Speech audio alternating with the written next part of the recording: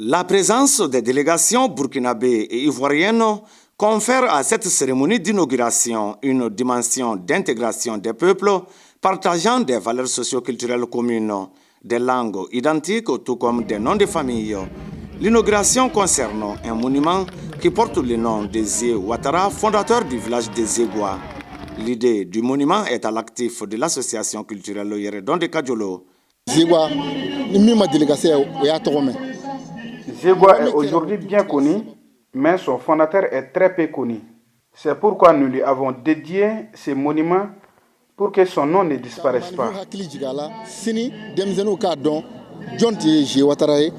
Zé Ouattara était un chasseur qui naquit vers 1691 et régna de 1746 à 1801. Depuis 7 ans, les habitants de Zégoua entretiennent des relations de fraternité avec leurs voisins du Burkina Faso et de la Côte d'Ivoire. J'ai des frères, des fils et des petits-fils ici. J'invite les habitants de Zégoua, Poko, Kadiolo et d'autres villages à promouvoir la paix dans la zone frontière.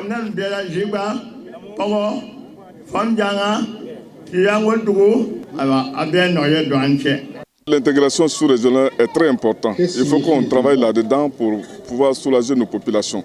Le monument qui est dédié aujourd'hui au chef G, il pourra peut-être avoir des parents au Burkina Faso comme en Côte d'Ivoire. Donc il est très important que nous puissions vraiment faire le déplacement aujourd'hui pour honorer ce grand travail qui a été abattu ici.